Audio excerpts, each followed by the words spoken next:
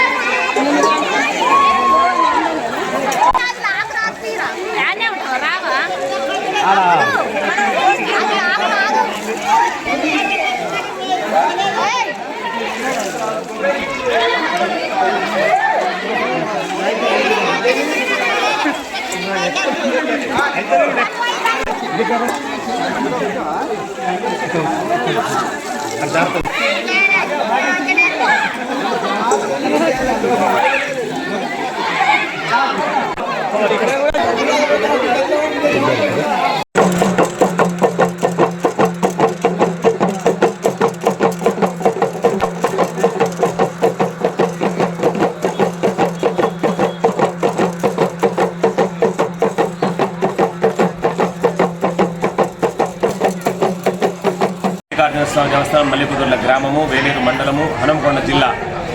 ఈ యొక్క గట్టు మల్లికార్జున స్వామి దేవాలయం అతి పురాతన శైవ క్షేత్రంగా విరాజిల్లుతున్నది. ఇక్కడ స్వామివారికి స్వయంభూగా వెలిశారు. అదేవిధంగా స్వామివారికి క్షేత్రపాలకులుగా తేనెటీగలుగా ఉండడం ఇక్కడ ప్రత్యేకత. స్వామివారికి మహాశివరాత్రి పర్వదినంలో ఉగాది వరకు ఉత్సవాలు నిర్వహిస్తాము.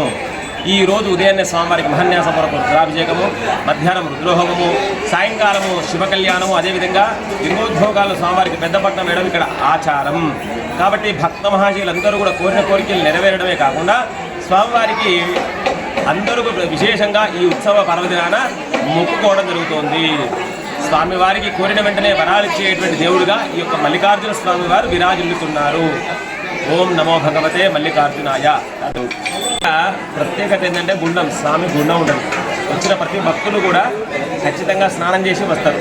ఈ యొక్క గుండం యొక్క ప్రత్యేకత ఏంటంటే తేనెటీగలు ఉంటాయి. ఎవరైతే మంచిగా ఊరో వాళ్ళని మటుకు కుట్టడం జరుగుతుంది.